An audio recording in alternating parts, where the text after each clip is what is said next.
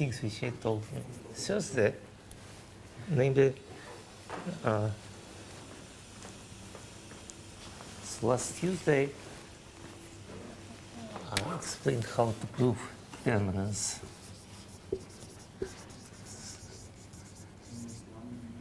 Theorem, I don't know.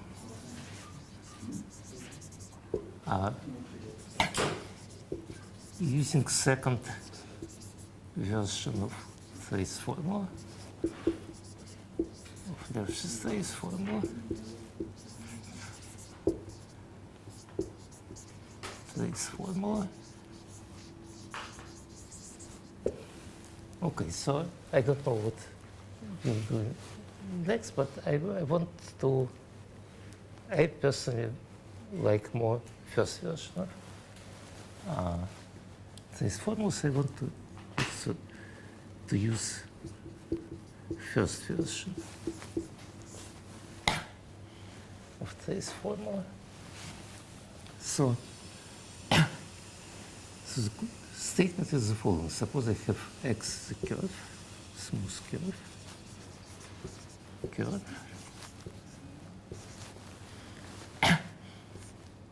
F is a sheaf on X, and U in X is open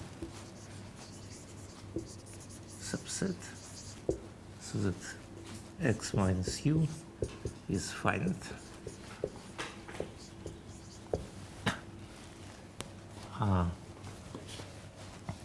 And then I assume that weight of F is dictated to U is less or equal to some W naught.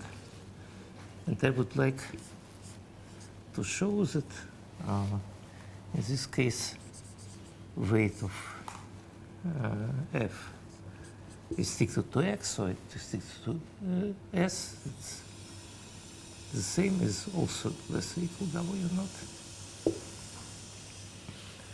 So this is not always correct, because if you have some sections which are supposed in S, then you cannot really tell anything about them. So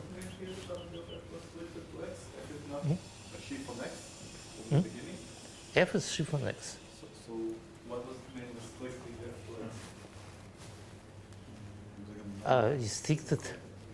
Okay, WF is less or equal to W of F is less or equal to W. Yes, you're correct. So this implication in general is not correct, but it's correct provided F doesn't have sections,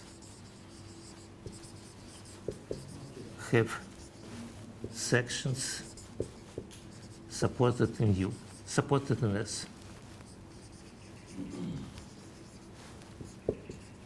In this finite set S.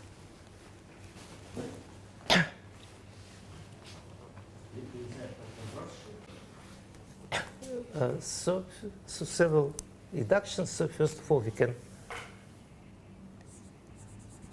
assume X is complete.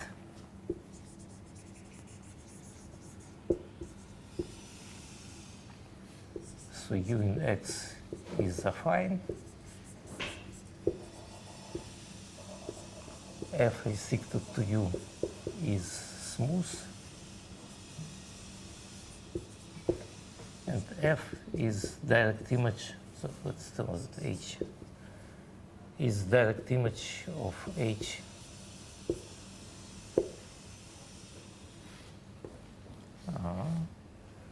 where J is embedding U into X. Okay, so you can easily do reduction to this case, and also we can assume that, for simplicity, we can assume that X is isomorphic to P1. So these are easy reductions. So Now, so I claim the step one, I claim that, and can assume that WF is equal to U is equal to 0. Equal or less? Let's see. Can always multiply by something. And of course, all this, so in order to do all this, you first have to increase your field. So first claim is that if you increase the field, the statement doesn't change. And then over this larger field, larger finite field, you can complete text to smooth curve and so on and so on. Step one, I want to show that W of f is less or equal to 2 under these conditions. And so this is the main part of the proof. No, two main parts of the proof. So step one, WF is less or equal to 2. So, or the same W of f is equal to S is less or equal to 2. So let's now write Lefsch's formula.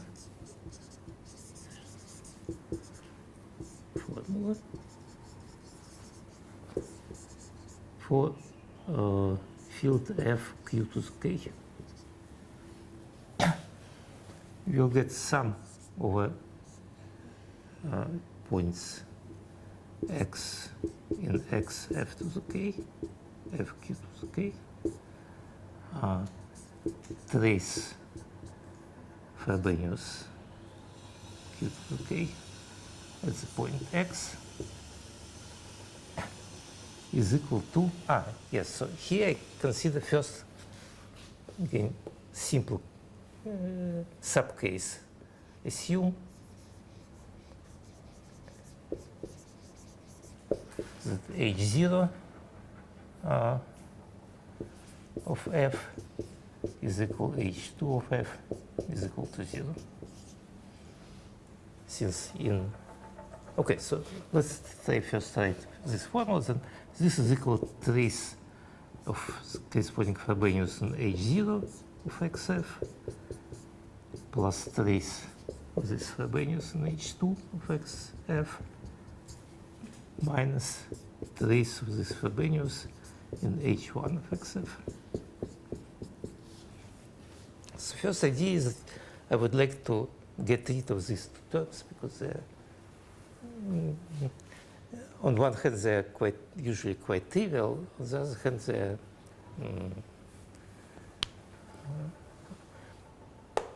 okay. I would like to get. So let's first assume that these two terms are equal to 0. Now again, if f has some sections which are supported in S, then I cannot do it because it will have sections which are H0. So that's one of the reasons why I cannot change this. But suppose it is equal to 0, then we have this is equal to minus this. Now the idea is the following, that this term, since traces are, since weights is less or equal to 0, then left-hand side is bounded by number of points in x of fk, which is less than constant times q to the k.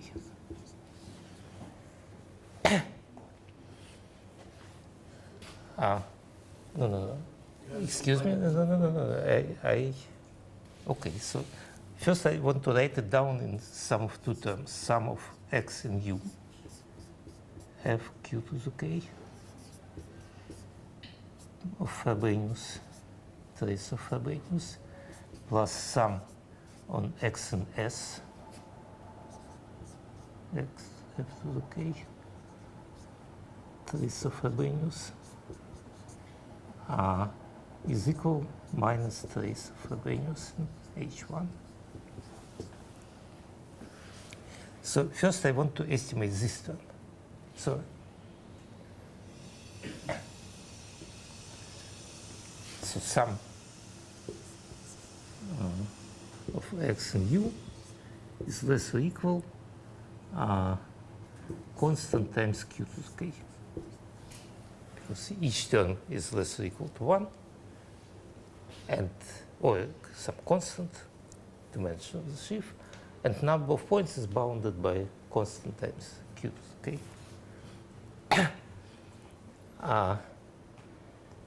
Now I want to treat these terms.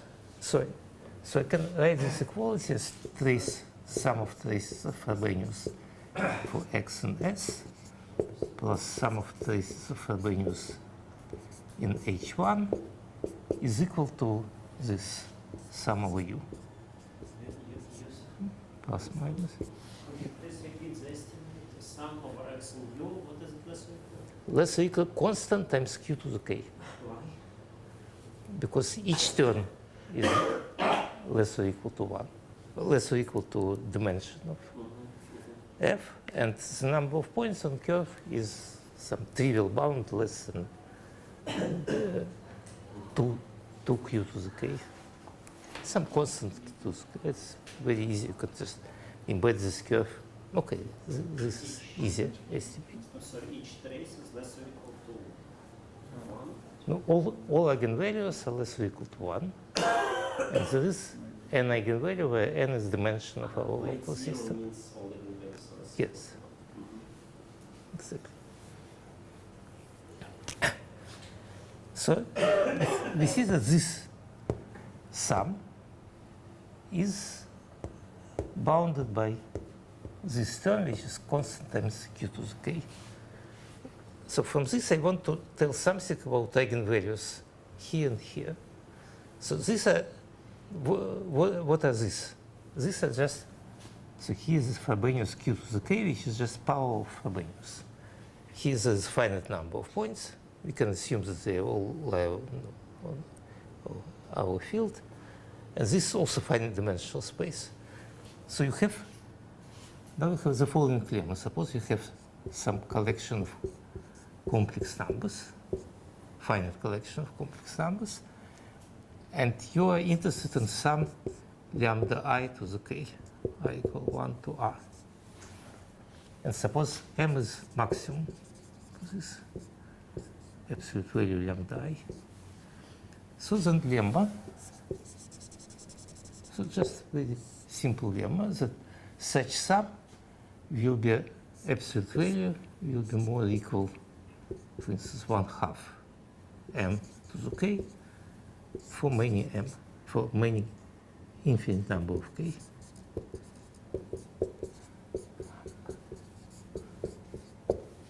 Numbers k. And the idea is very simple, that these numbers have some absolute value and some moduli and some argument. The claim is that we can find k such that arguments of all these things will be very close to 0.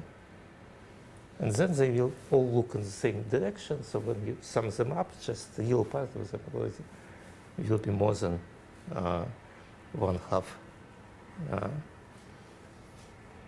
m to the k. Okay, so now comparing this sum, so this is exactly like in this lemma. You have lambda I, which is just eigenvalues of all these Frobenius and eigenvalues of these Frobenius. We get that this sum is bounded by constant times q to the k. On the other hand, this sum is bounded below by maximum of all these numbers lambda I to the power k. So this implies that this m is more less or equal to q, which means that weight is less or equal to 2. Exactly, because q has weight 2. Now, how to get rid of assumption about h0 and h1 is equal to 0. So here we do the following. So we consider, so we have x is equal to p1. Choose points 0 and infinity such that which lie in U. So you have P1, you can choose coordinates such as 0 and infinity lie in U, which is important that F is smooth at these points, at 0 and infinity. Now we will consider the following sheaf. Consider sheaf L on F star. I don't know how to, on GM. So you have GM, which is embedded into P1. So GM is equal to P1 minus 0 and minus. On this GM, I will consider sheaf L, which corresponds to the how to say that, which is just correspond to mu2, to the character, non-trivial character of mu2. So let me, for simplicity, I will just describe precisely what it is. I just take GM to GM square and consider direct image of constant sheaf of GM, and then consider its there is an action of Galois loop which is plus minus 1, and I consider minus action of this. So this sheaf is the following product. This is L is of rank 1 on GM.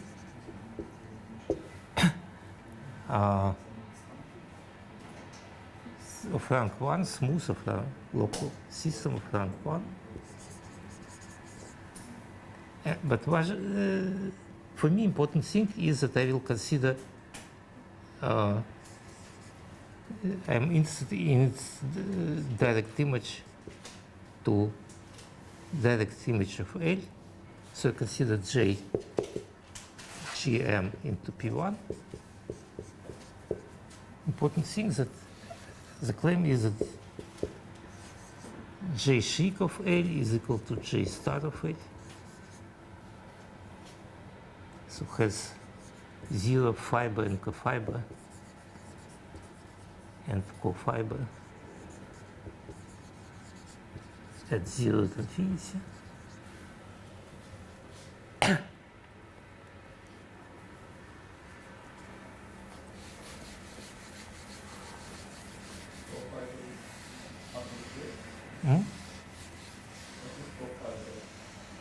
So what is fiber? Fiber is inverse image to the point, but inverse image under what factor? And star. If you consider chic, I chic it is.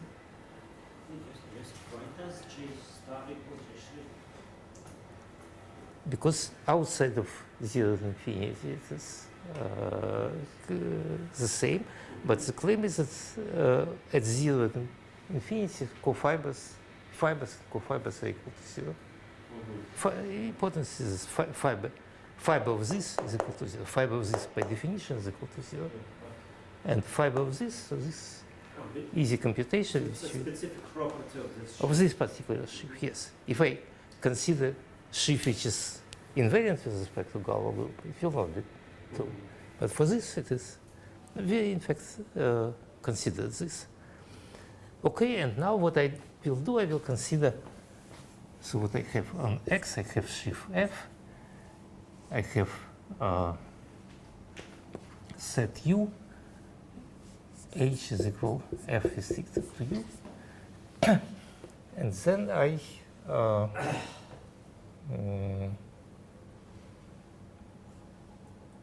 Yes, so and F is equal J star of H. J, excuse me, it is equal to J star 0 of H. So this is important. I haven't said this. This is important that I consider usual direct image. The meaning of this is, which was discovered later after Denis proof, that this is in fact perverse extension. So he didn't know this. He just considered this case. And now I consider new sheaf F prime, which is this L tensor L J star L. So let's denote it L tilde.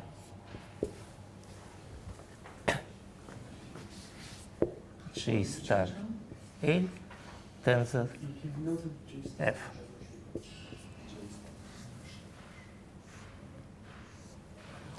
So let's analyze what this sheaf is. So first of all, what are its fibers at points outside of zero infinity? The J star L tilde tensor F. Just we'll modify it by L tilde. So let's consider. So now I want to work with replace F by F prime. I want to compare F and F prime. So at all points outside of zero and infinity, fibers here will be just fiber here times fiber here. On this fiber, Frobenius acts as multiplication by +1 or -1. So it doesn't affect absolute value, doesn't affect weight. So hence, this sheaf satisfies the same conditions as condition F. Now, the only thing is that at zero, at infinity, this has fiber and co-fiber 0, and F is smooth. When you multiply by smooth, you just multiply. So hence, this sheaf will have fiber and co-fiber at 0 to infinity 0. Okay, so now I claim that this F prime, so first of all, instead of proving something about weights of F, it is enough to prove weights. I can reduce to this F prime because weights at other points are the same. I can assume that these points are not in S, of course. Just, it doesn't matter. What is LT? LT. This is direct image.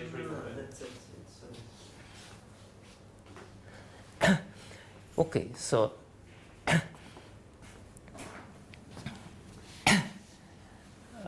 so it is enough to consider F prime. Now I claim that H naught of X F prime is equal to 0, and H2 of X F prime is equal to 0. So this is a claim or an assumption? It's a claim. So now I claim. So this means that I demonstrate that I can reduce to this case. So it's always convenient to reduce to this case just to get rid of H0 and H2, which are irrelevant, and just somehow cloud the whole picture, but they are not really interesting. So why it is correct? Because so first of all, H naught I thought here is compact support, but since X is compact, it doesn't matter. You can consider with compact support, not with compact support. So why H naught is equal to 0? Because you don't have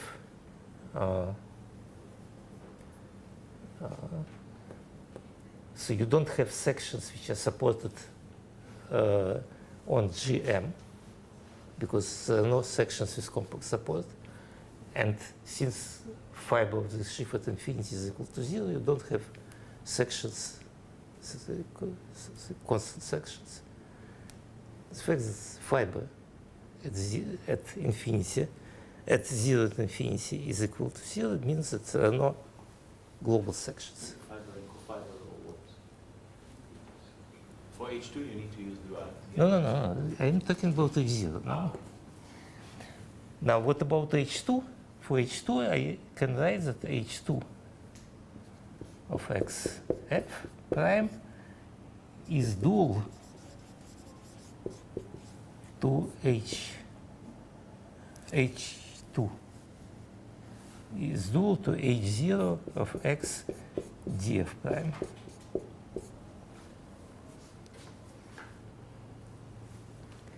So in order to show that this is equal to 0, it's enough for me to show that this is equal to 0. But I claim that this sheaf is exactly the same nature. Because what is this df prime is equal L minus 1, which is so our f prime was the following. That f prime was direct image, 0 direct image of f prime is restricted to S. F. No, in fact, of f prime is restricted to S. That's also restricted to U. Excuse me.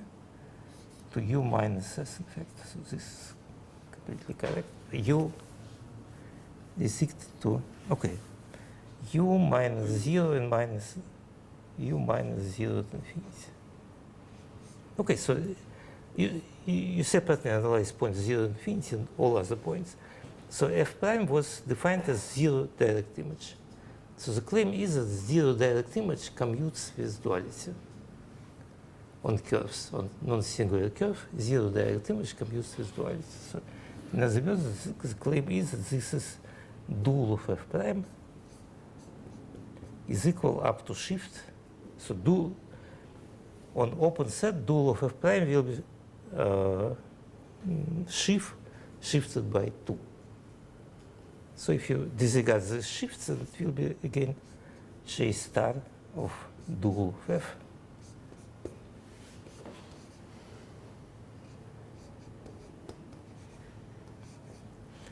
And hence, for the same reason as before, it doesn't have sections.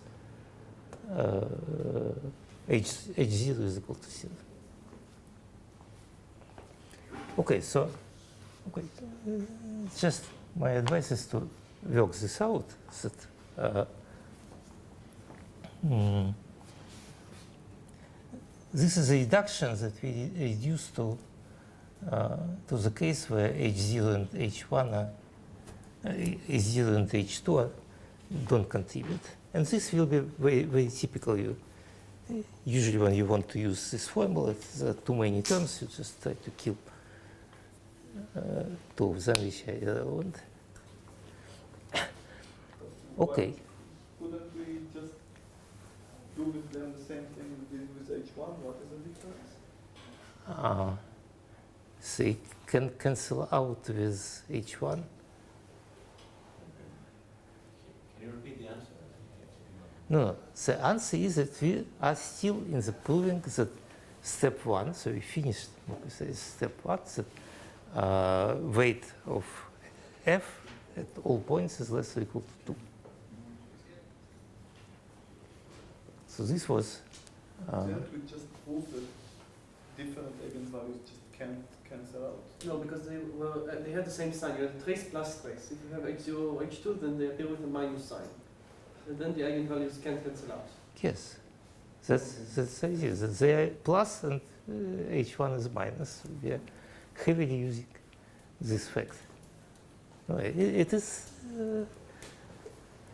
some clever trick. Okay.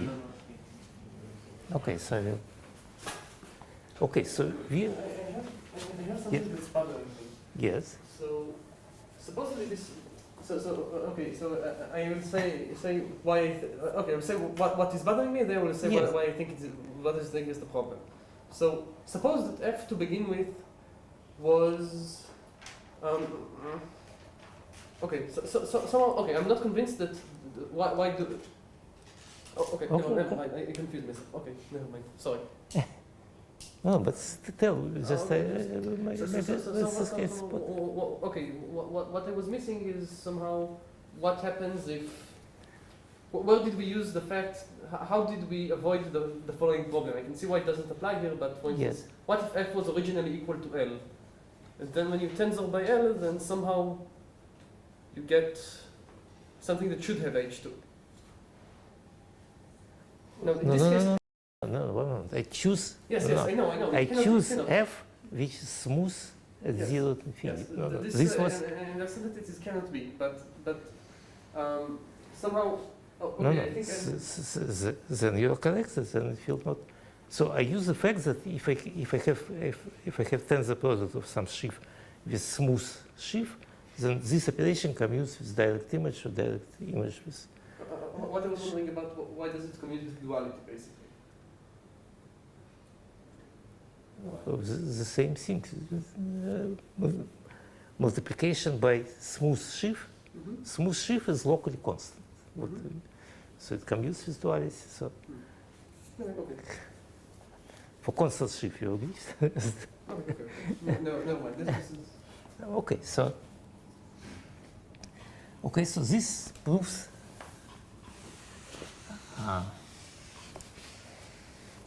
the main. So it proves step 1 that so under this assumption, so what is U in X, H is local system on U, F is direct image of F for embedding to X. Then we proved that if W of H is less or equal to 0, implies that W of F is less or equal to 0, less or equal to 2. Some constant. And F is J log star of H, right? Yes, I H. reason H, excuse me.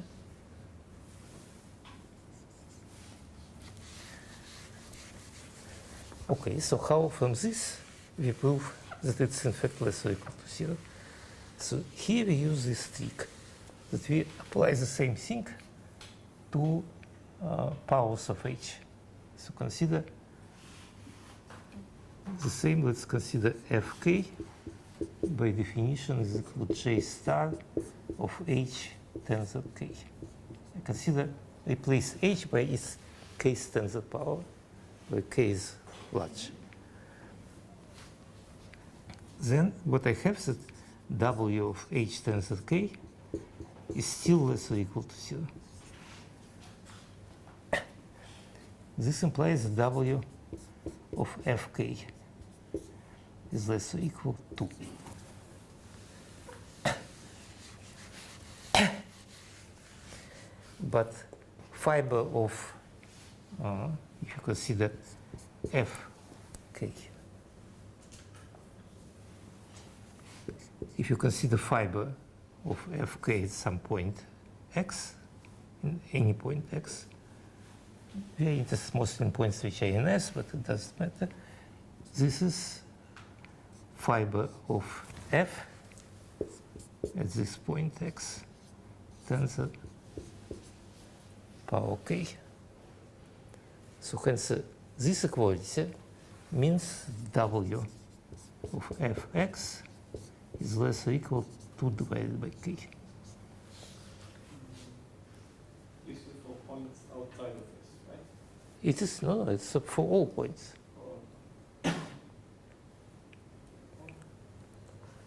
No. So this is the main part of the argument, that from this, the claim that from this weak inequality, so we get this weak inequality, but it's not that weak because we proved it simultaneously, not for one particular sheaf F, but we proved it for all sheaves F of this nature. And now I apply it to this collection of sheaves Fk. For each of these sheaves Fk, I get this inequality, where here I have 2, the same 2 which haven't changed. But this implies that W of Fx is less or equal to 2 divided by k. And since this is correct for any k, and we have only finite number of points which are interested, points in S. So this means that this implies the W of F is less or equal to 0. How do you define this of S? No, you have 5. Is it just true for every point? No, this is true for any point. It does. Yes, this is just true for any point. Okay, so this is okay. So this proves this permanence property, and now I want to do the following. So I realize that somehow the time is a little bit limited for, and so I wanted to continue proving the statements which I formulated, but I prefer to go to applications now. Before you go, could you just at least say where we are? Yes. Just I will do it right now. So I want to start doing applications, and then after end of semester, probably there will be a couple of lectures where I will outline the proofs. So the proofs of what? What are main properties? First is this. Some main steps.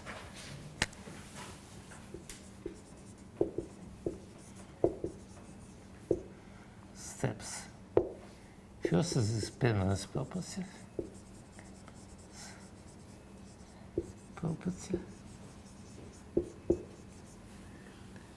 Second is mixed sheaves are preserved. These are main steps of what? What I discussed. I discussed some important things. So these are things which, main things which should be proven. So there are many technical details which I will ignore. For instance, here how you reduce from general x to x equal p1 and so on. These are trivial things. Third thing is so that if you have morphism px to the point, then p sheik decreases weight.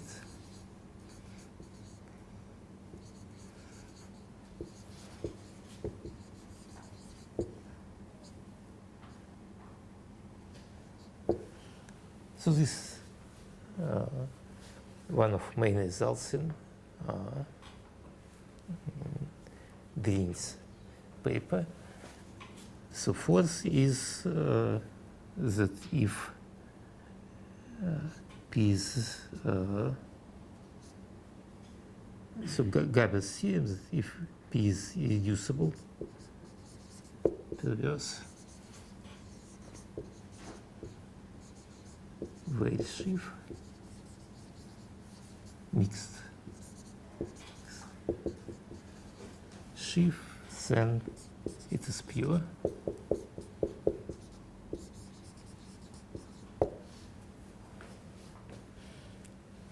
And fifth, which is more or less equivalent to this, that if P is perverse sheaf and Q is subquotient of P, then WQ is less or equal WP. So it means that if W of P is bounded above from something, then W of Q will be bounded by same thing, and similarly in opposite direction. So these are main technical things which I will have to prove. Where did you hide the decomposition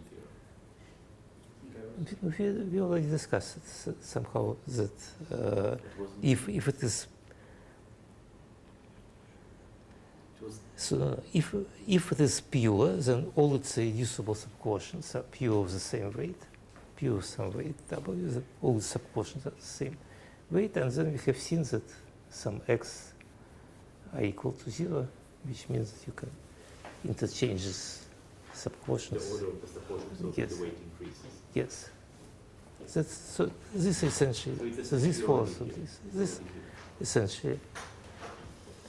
Okay, but the idea is one of most important is this one, partially decreases weights. And I would like, before I go to applications, I would like to indicate some indication why it should be correct. Not I won't give a proof, but I will explain so how to see that this is. And for this, I will remind special case which people know, namely that if you have consider on a finite field fq a function chi, which is multiplicative character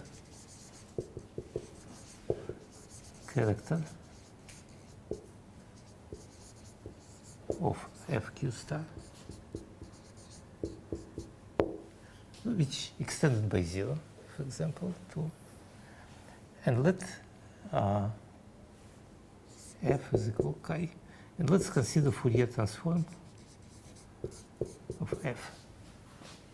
So I claim that this Fourier transform of f at every point, so claim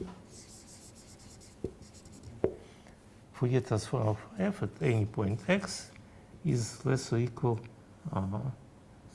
its absolute value will be less or equal q to the 1/2. So you can actually substitute chi, right? Hmm? You can actually evaluate point chi, right? What do you mean? At point x, sorry. At Why point are x. you taking, so this is pi? This is chi. This is Yes, this our is function no, f. No, but my question, so I'm not understanding something.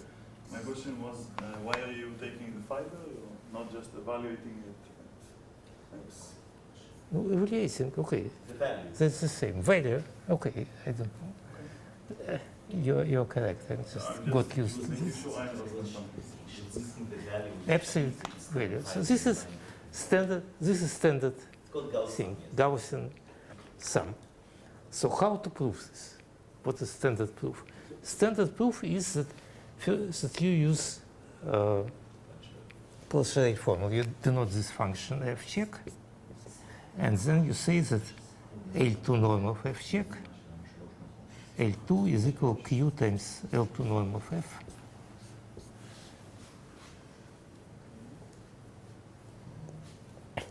So L2 norm of f you can estimate it as something around q. So it means that you know that for many points this thing will be less or equal to q.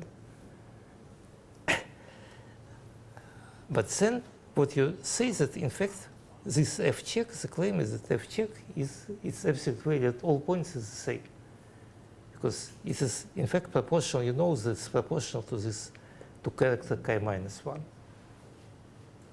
So what is, and from this two things you immediately deduce that it's less or equal q to the 1/2. So this ideology. So in other words, what is the idea behind this?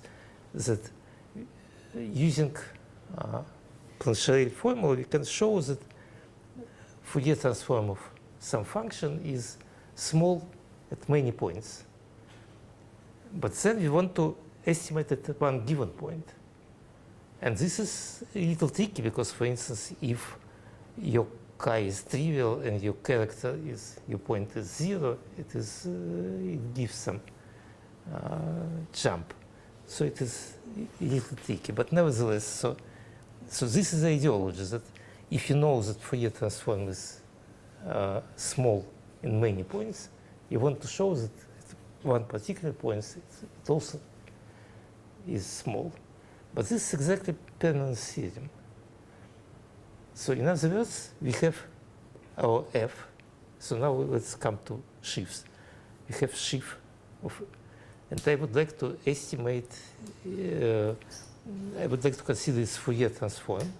So Fourier transform is, at the point 0, will be exactly direct image to the point.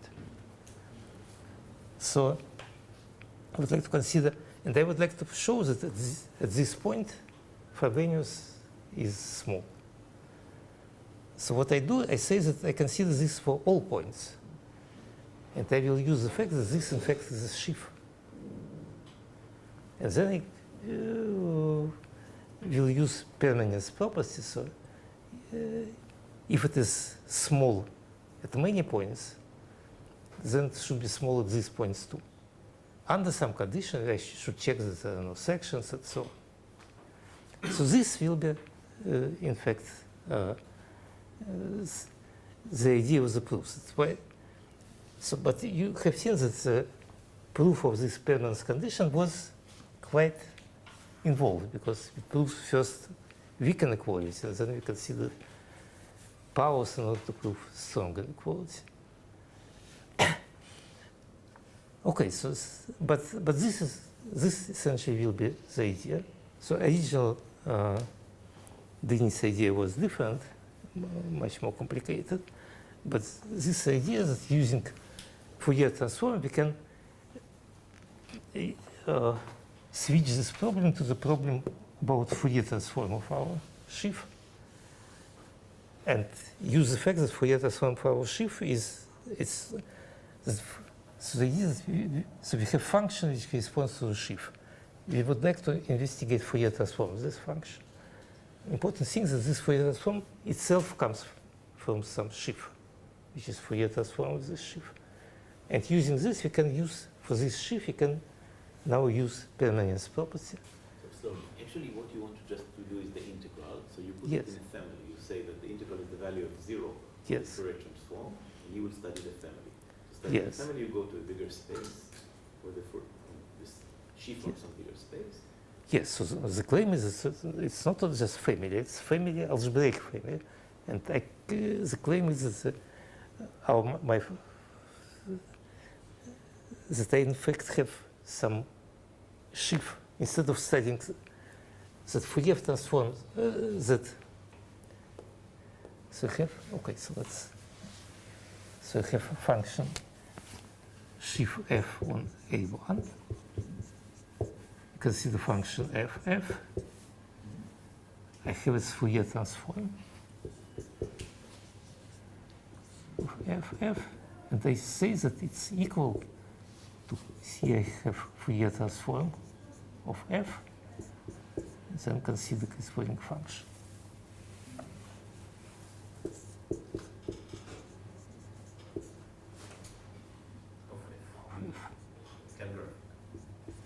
So hence I'm interested in behavior of this at one particular point. But using some kind of Plancheré formula, I can show that at many points this function is small. But if by itself it doesn't mean, so it might be that it's small for many points, but at this particular point it is large. But the claim is that since this function in fact has algebraic nature, it came from this sheaf, that if I know that this is at many points small, this would imply that this gives me a tool in many cases to prove that at this particular point it's also small. So this is somehow the main idea. This is Lamont. Yes, this. Okay, so he did it on more technical level, but so I realize that this is, so to say, the ideology. And so we prove this fact using this permanence thing, but this permanence thing is not straightforward at all. Okay, but you ended up proving something about function using function to sheaf correspond, and then we transform from the sheaf level. Yes. Then you return on the other side to the function. Yes. Use the some algebraic properties of. Explain Yeah. how 1 implies 3. This is essentially what was explained. How No, in principle no, can imply- one is not enough. You need also this thing. You need that, in fact, W for all. You will need in order to Okay, so we will do it, but to do it, you will need that this Fourier transforms, this algebraic, that almost every weight has some weight, the same weight. And then the claim is that Poisson formula shows that this weight is almost everywhere 0, and then it will show that it's in fact everywhere 0.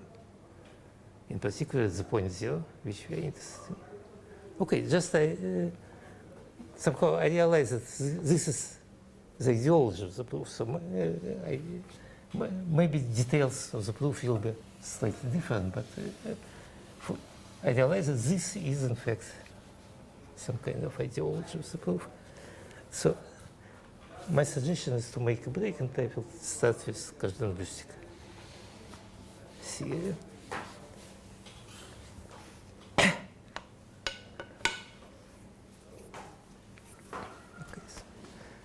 Go. What is the goal for after the break? What is the goal for after the break? You said you will start calculating. Каждоналюстик. Dima is not here.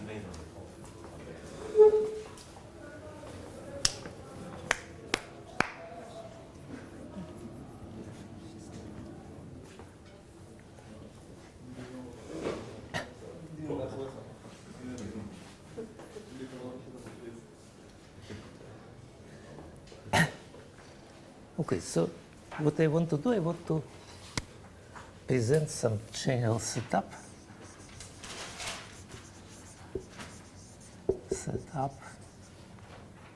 For Каждоналюстик.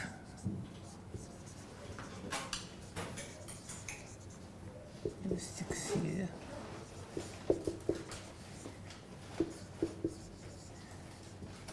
So the many problems which appear in this thing. So Каждоналюстик is some special, very special case which we will describe. So let G algebraic group, beta fine algebraic group,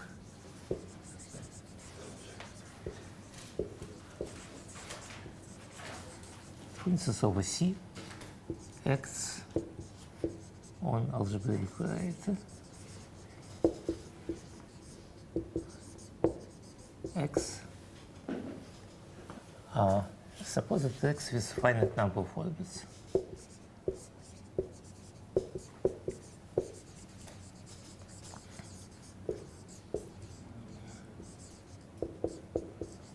Let's denote this orbits or W, because in interesting case it will be parameterized by very group, but in principle it's not necessary. So W is some kind of finite set.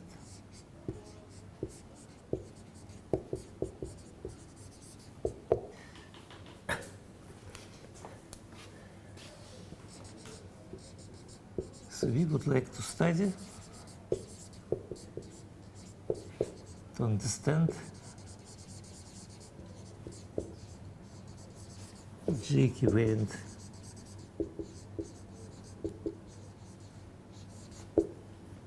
Sheaves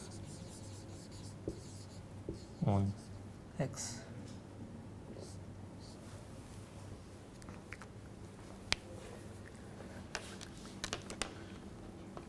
Okay, so now the question is, what does it mean G equivalent? And so there will be different answers. You can consider G equivalent shifts, you can consider G equivalent perverse shifts, and also you can consider G equivalent complexes. But it turns out the notion of G equivalent complexes is much more sophisticated than directly. But let's right now let's consider, for example, perverse shifts. So what's equivalent perverse shift?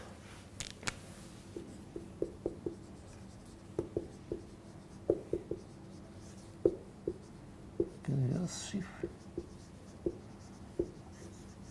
Let me give formal definition, but I just warn that this will not be correct definition for complexes. It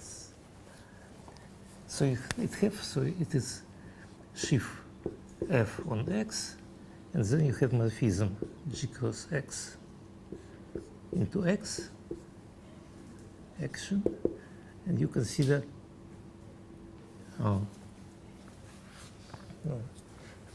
two morphisms. One is action and another is projection.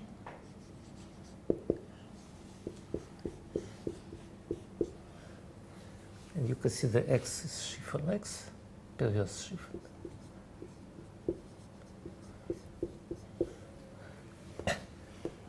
And then, now, both these things are smooth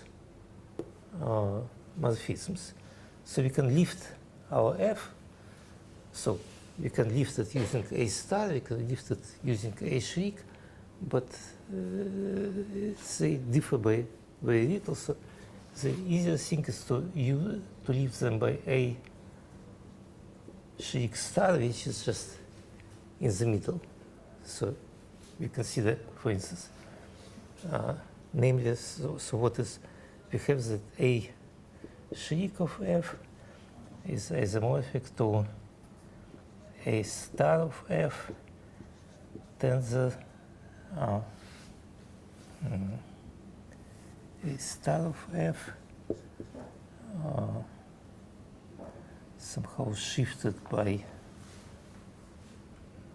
I don't remember, by 2D, where D is dimension of x, dimension of g, and multiplied by Tate's sheaf to the power d, or plus or minus d, I don't remember. This is true anytime you have a smooth morphism, yes? Yes, this is for smooth morphism.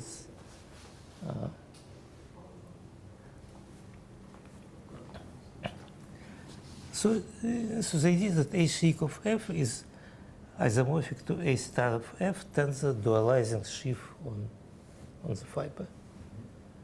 And since G is smooth, dualizing sheaf on the fiber, you get the dimension D. So I don't remember in what direction ever. Okay, so let's denote now. So it is convenient to stay in the category of perverse sheaves.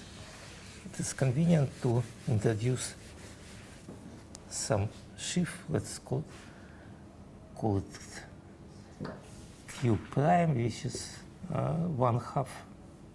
So you have Q is state sheaf, so this is over point. Q is state over point. Namely, it is just one-dimensional space. Q is just QL, and Frobenius acts as multiplication by Q. And now let's fix some square root of this. Square root, usually you choose some number v such that v square is equal to Q. So, and this will be. And then you consider Q prime is equal to QV. So it is one-dimensional space on which Frobenius acts multiplication by V. Just as convenient. And so here, hence this is equal to A star f shifted by 2D and multiplied by Q prime to the power 2D. And so let's denote A star shriek of f is equal A star of f shifted by D. Just let's go half the way and multiply it by Q prime to the power D.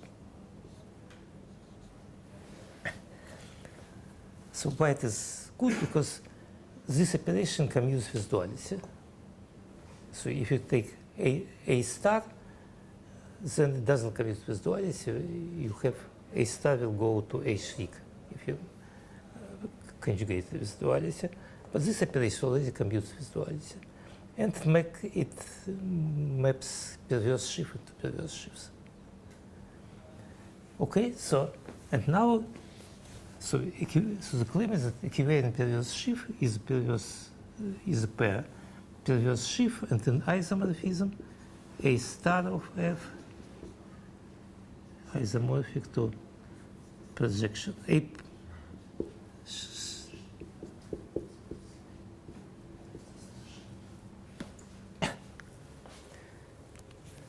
So we have this operation maps perverse sheaves here to perverse sheaves here, and then you just want to equality of these perverse sheaves. So definition of, for example, definition of equivalent sheaf is that you have an isomorphism of I star of F with projection star of F, which, of course, not anything, but something which satisfies some compatibility condition. Maybe if you go to G cross X, you have morphism of this. So you have here you have several morphisms into X. So so you write some compatibility with these conditions. Okay.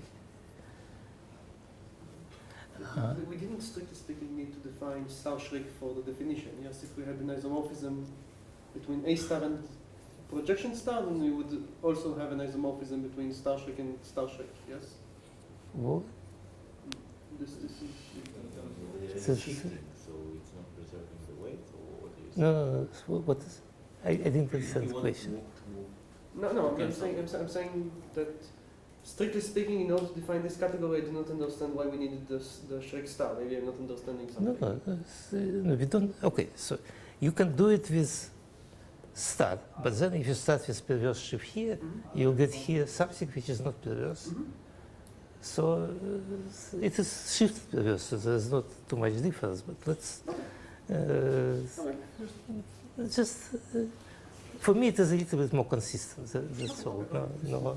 So this factor maps. So this factor for smooth morphism maps perverse sheaves into perverse sheaves. It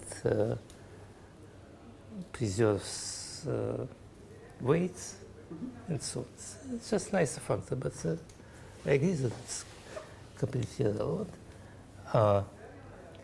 Okay, so now, I give definition what is perverse. Equivalent perverse sheaf, and the idea is that this category of equivalent perverse sheaves will be glued from categories equivalent perverse sheaves on orbits. So let's consider first how to study things on the orbit. So suppose, okay, so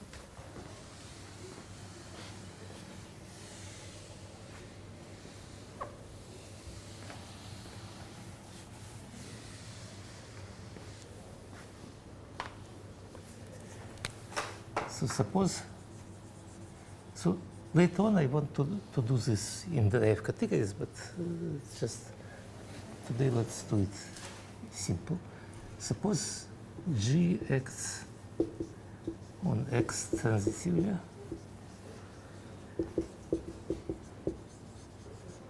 and moreover just assume that X is equal to G mod H.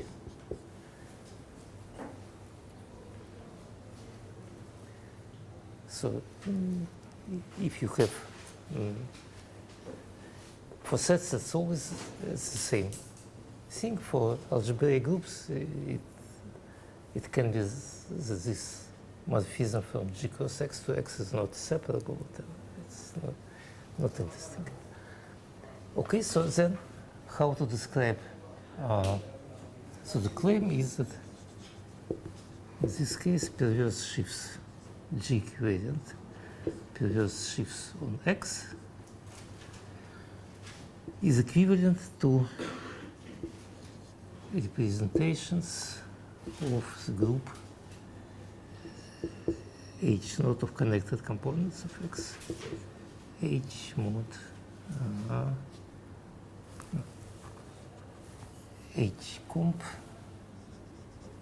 finite group, H mod H naught. So in other words, if H naught is, if H is connected, then this means that perverse shifts of this are just equivalent category of vector spaces. Dimensional ones. Hmm? Prime dimensional vector space. Yes, yes. We consider vector spaces. Now, in case when we consider a finite field, it will be category of weight shifts over points. So in other words, it's just no, but it's equivalent perverse shifts of this group H component over point. So this is more precise statement. Okay, so now later on we'll see. So this is correct on the level of perverse shifts. If you do in derived categories, then you should in fact consider the whole group H, not only its connected components. But when you just consider shifts or perverse shifts, it is enough to work with this finite group. Okay.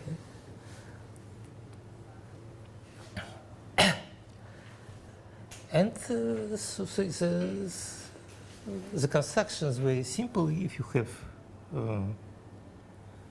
shift E on point, then you consider just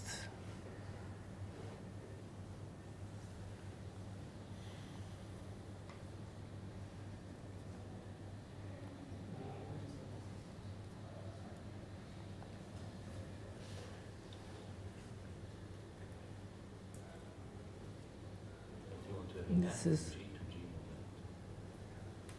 just from this is obvious. Just I want to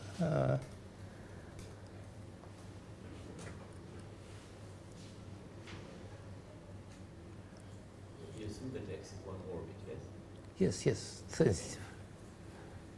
This is, okay, so for usual shift, it's just obvious. It's just fiber of if I have shift E on n, then its corresponding shift, I don't know, lift of E at the point. So here I have some specific point, x naught, which corresponds to H. Lift of at point x naught is equal to, at point x naught, is equal to E, together with action of my group H. And this uniquely determines equivariant shift. So the idea is that equivariant shift is uniquely determined by what's going on at one point. If you have transitive action, then the equivariant shift is completely determined by what's going on at this point. So when we discuss the categories, I will talk about this. What is this? So this is the lift? What is The guy So- on the other side. On the other side, so if we have perverse shift here, then what is perverse shift here? It will be a shift such that when I stick to my point, it will be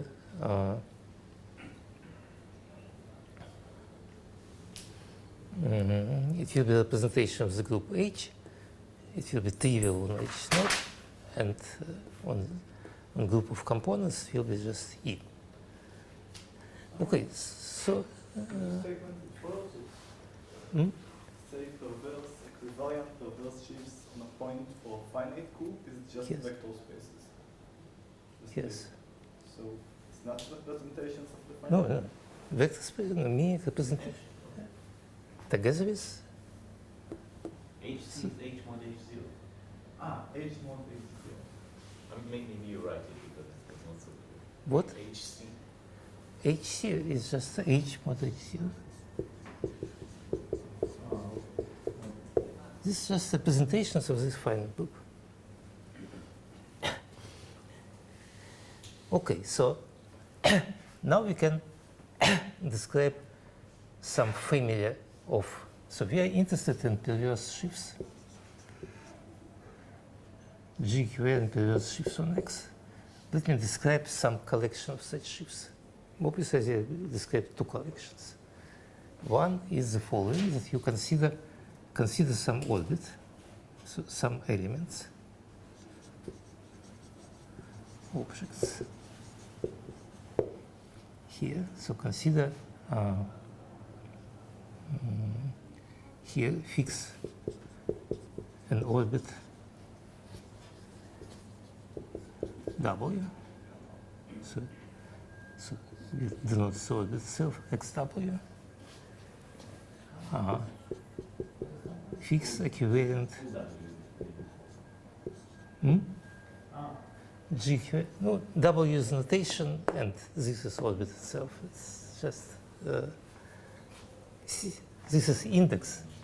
I don't want to say I, to write I, whatever, index.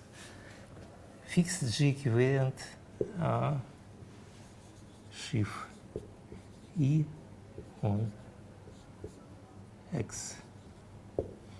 And then what you can do, you have embedding into X. What you can do one of two operations. In fact, you have three operations: G shake of E,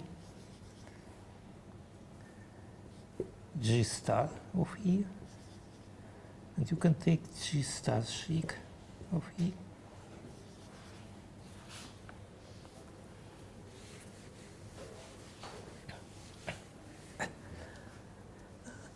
Okay, so the problem is that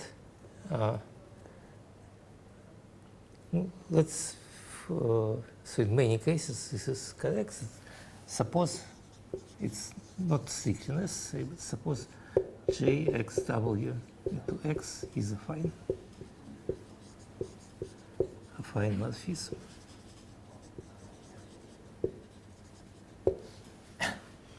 So if it's a fine morphism, then it maps perverse sheaves into perverse sheaves. And this will be, it's easy to see that this will be J equivalent perverse sheaves. So if it's not a fine, one should work on the drive category. So this will do.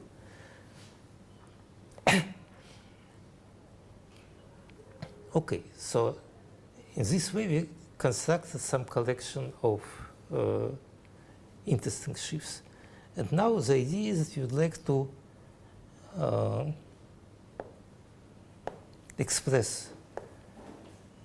So we are mostly interested in this thing. So once more, this thing is in some sense very trivial. You just take your E and extend it by 0. That's it. This is similar operation, but and this is very non-trivial operation. And now I would like to describe this in some sense. So in what sense I want to describe it? I will do the following. I will consider y is less or equal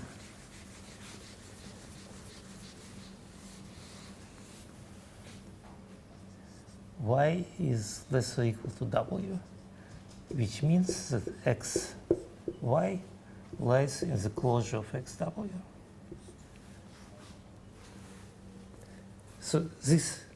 So I want to study this perverse sheaf. This perverse sheaf, its support is on xw, support of this perverse sheaf E.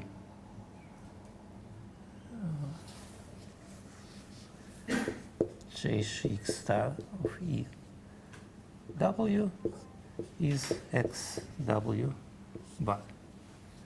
So it's supported on this C. And then what I would like to do, I would like to restrict it to this subspace. So I restrict this J E W restrict to X Y. So when I restrict, I will not get perverse sheaf. Of course, so take restriction, so it means So what does it mean? Restriction, for example, I consider I x y to x star of this. Then it will not be perverse sheaf, but if you consider its perverse, but it will be G equivalent, so all its cohomologies will be in fact perverse sheaves. So it means that it is isomorphic. So I didn't say. So in this case, we see that hence the category of these perverse sheaves in perverse sheaves on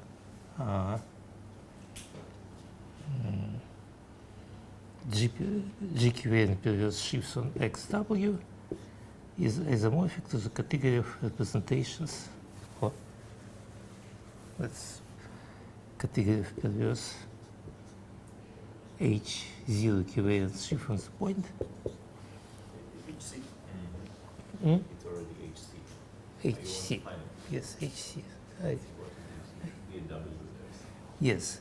And for instance, if you ignore the action of Frobenius, for instance, if you are over algebraic closed field, then this will be just semi-simple group. If there is action of Frobenius, then there is action of Frobenius.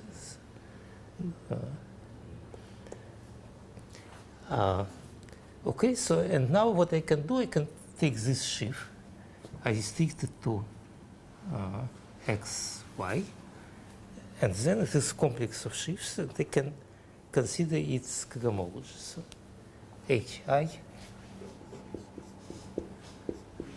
cohomology perverse sense, but since this sheaf is locally constant, it doesn't.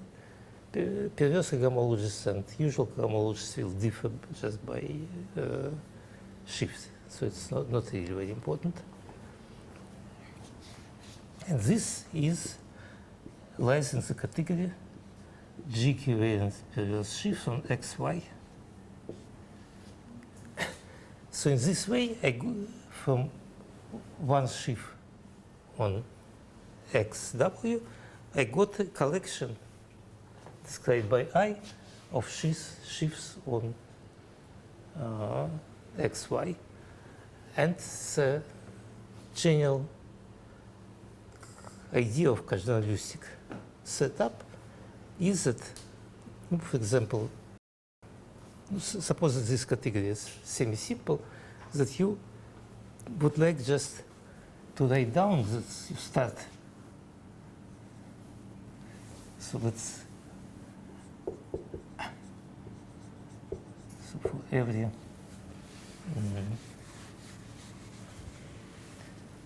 so we started with what? How it was it? E or L? E. For every E in.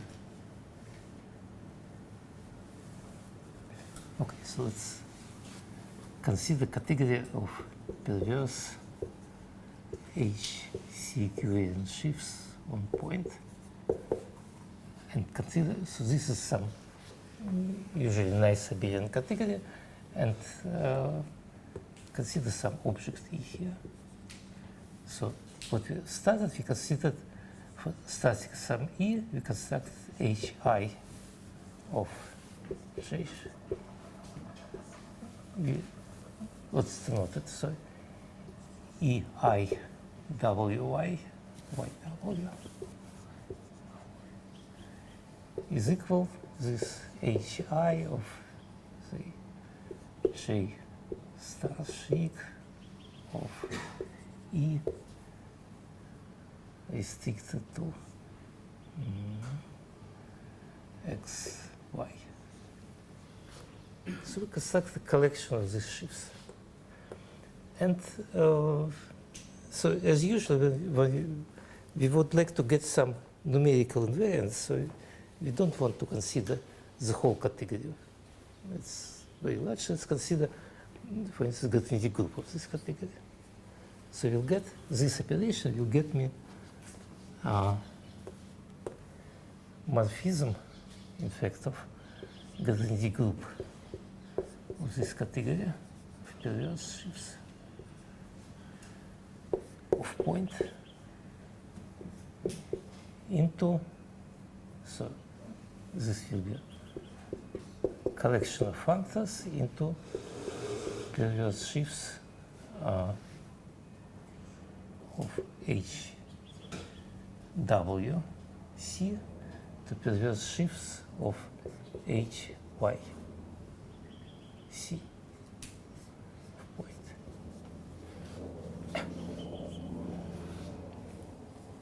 So let's first consider simplest case. Suppose we do everything over complex numbers. Just Why do you get separate functions? Don't you need to take an alternating sum? no, you can Each cohomology is taken. each This was explained.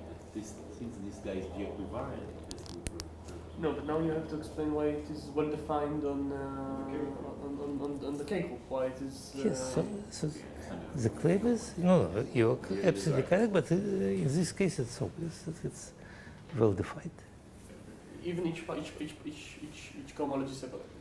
Yes. Ha. In this case, it is. Natural wisdom. Hmm? Okay. Can you say So- something about why this would be true?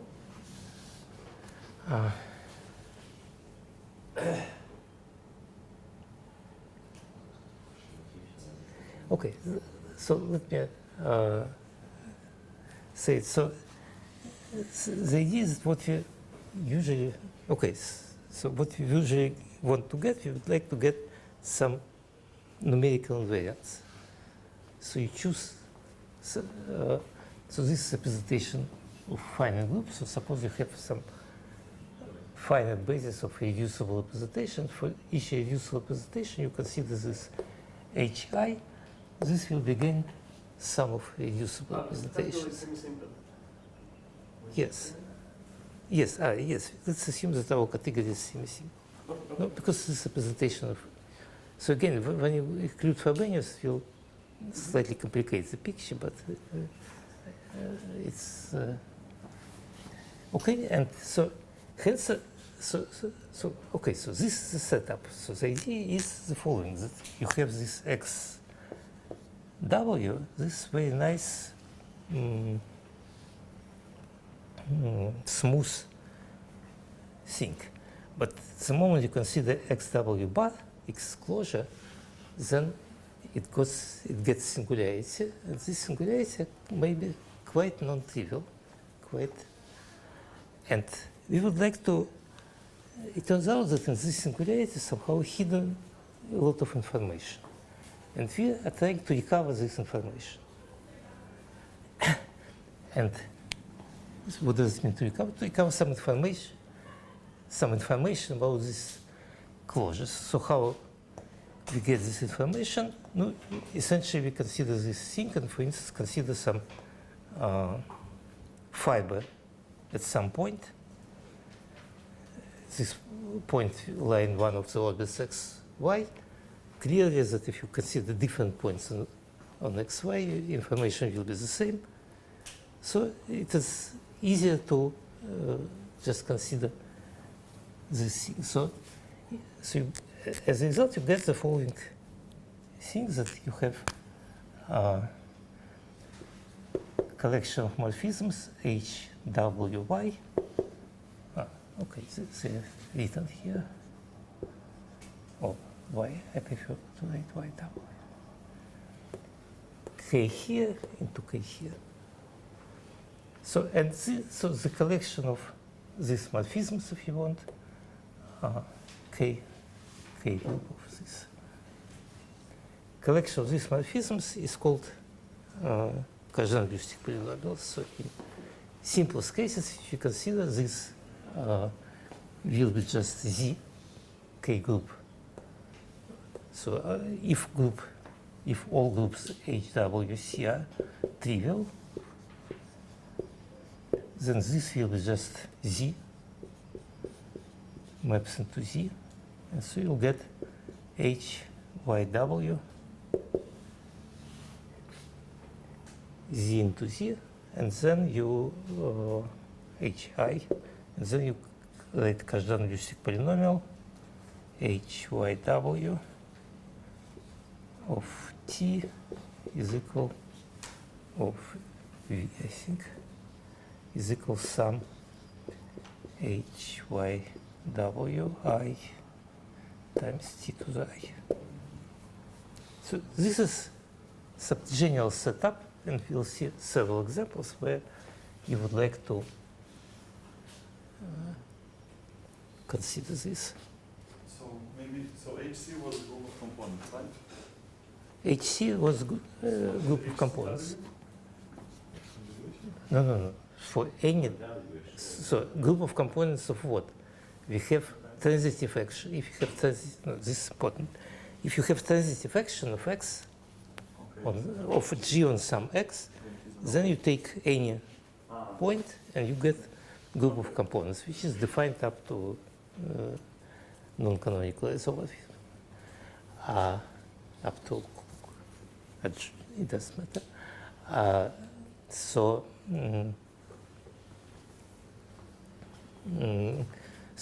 in our case, we have W orbits. We have some number of orbits. For each W, we have orbit. We have group HW. We have its connected components. And we can construct this operation. So let's consider simplest case, which is correct in original Kazhdan-Lussig formulation when all these groups connected components are trivial. So the stabilizer is connected, right? Stabilizer is connected. Then on each connected components, you just have constant shifts. And so there is only one reducible shift, just constant shift. And so you would like to, when you make this operation, you'll get another constant shift on another component, which will be given, you are interested just in dimension of this thing. And then you write polynomial sum these dimensions times v to the I. So once more, in this case, we have Kazhdan-Lussig polynomial give us the following invariance of this singularity. Namely, they construct polynomial for each pair y in W such that y is less x, y lies at the closure of xw. They construct some polynomial which measures this singularity. Now, as usual, it's much easier to work with, instead of this polynomial, it's much easier to work with its earlier characteristic. So you consider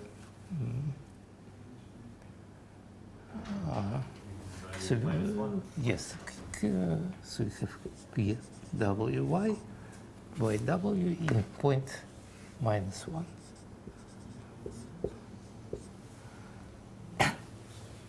And so this will be then, in our case, will be just a number.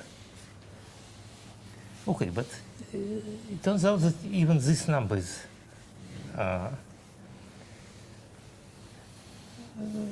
usually this, okay, so here is some interesting phenomenon. Usually this number is something which is the most interesting. But it turns out that if you want actually in concrete situations to compute this number, then it's much easier to compute polynomials. Not much easier, it's just impossible to say how to compute these numbers without actually computing these polynomials. Okay, so now let me. So. Could you please repeat the definition of this number?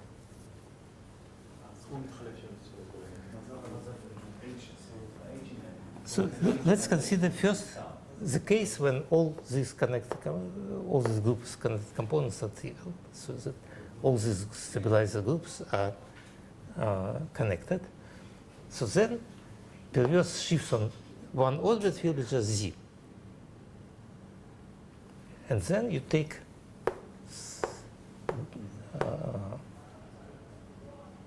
generator of the z,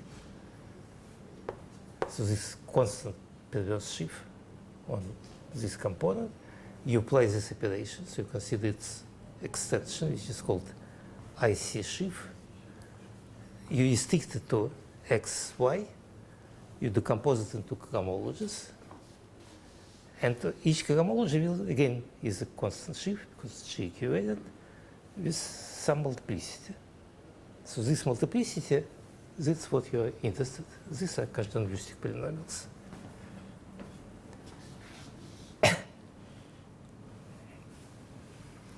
And polynomial is just you write this times v to the I. Just wait. It's a generating function of these numbers. Now what usually what we're really interested is value at point q equal minus 1, which is a characteristic. But the claim is that it's not clear how to compute it without computing the whole thing. Okay, so and now let me describe a case which we really will consider. And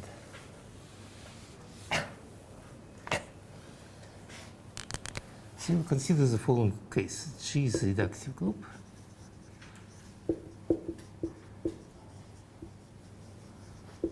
For X is over C.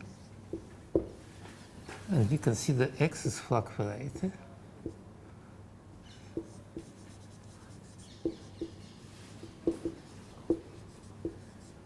Of G, which is, can be thought of as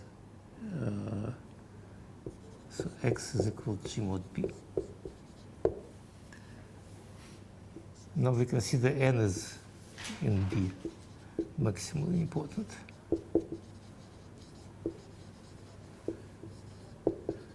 Subgroup. And consider action of N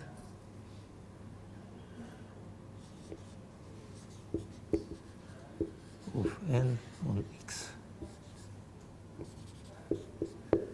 So then, BRC shows that orbits, in this case, XW, are parameterized by Weil group. Weil group of G. Namely, the claim is that you have the following decomposition: G is equal N times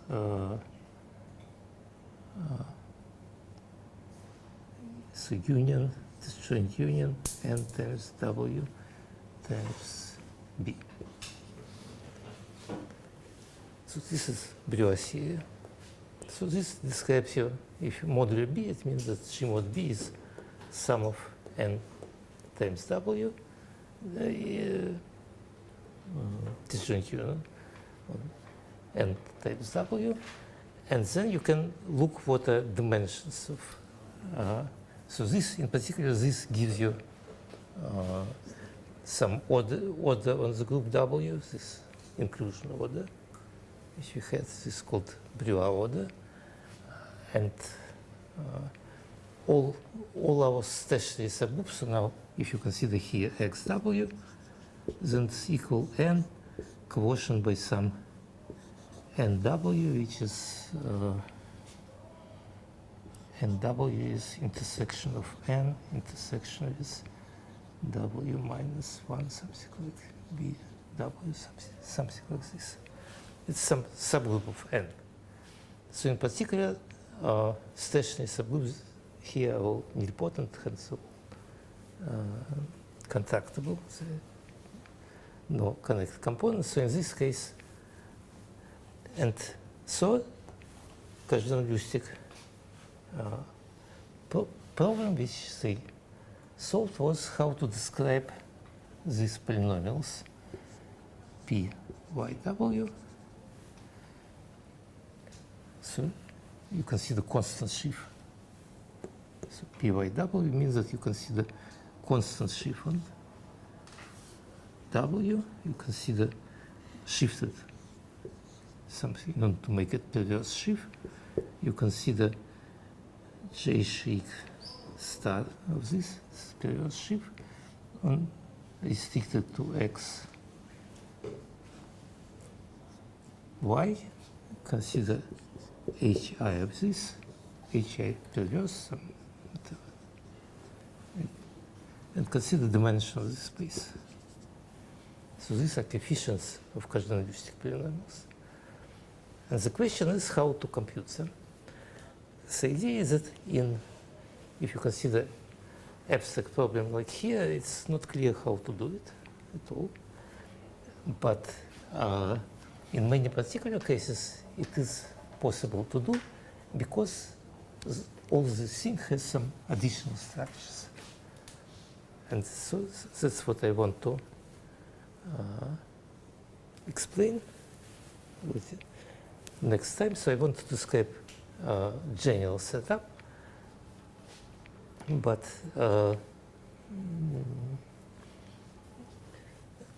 so I will describe what is additional structure, which, for instance, in case of cardinal-heuristic polynomials, will allow to compute this. And so there are two ways to do it. First is to work over complex numbers and use decomposition theorem. And second is to pass, in this problem, to pass to the varieties of a finite field. So why it is important to pass to variety of a finite field? Because of a finite field, when you get to one orbit, for instance, perverse sheaf on xw will be the same as perverse sheaf, in our case, just of trivial group. So HC point, but this will not be Z, because you have action everywhere, you have action of Frobenius. So this category will be much larger, so you have additional invariance. And using this invariance, you get much more additional structure, which allows you to compute things. Okay, so this is one of examples, but the idea is that there are many examples where this can be. But you said in this particular case there is an additional, this observation seems to be valid always. You always have Frobenius. Yes. So what you said that in the generality it's impossible to give an answer, but somehow in this case it's, what is the simplifier? Why is this situation simpler? No, because I will describe that this thing has additional structure. I'm not related to this particular. No, this will. This is just an excuse to pass the final. So the idea is that so it has additional structure which can be recovered using this additional structure, and perverse and decomposition theorem. One can do it just over complex numbers, but the decomposition theorem secretly, the proof which I know, secretly uses finite characteristic. Or you can do this just directly if you just consider instead of complex. So the idea is that instead of complex numbers, you just consider the same problem of a finite field. But then this problem becomes, in some sense, easier because you have more parameters. But so what I told here is that if you have some general G, X on X, and so on, and you don't have any additional structures, then it's not clear how to approach this problem. Just not. But we'll consider, so another example which I will consider later is actually toric varieties. If you have toric varieties, then it has finite number of orbits of toric, and you can again set up the same thing and ask what are numbers. And this can be also answered in this similar fashion. Okay, so I would like to discuss these two cases. Okay. I have an announcement on Thursdays. Let us start at 10 and 5 minutes.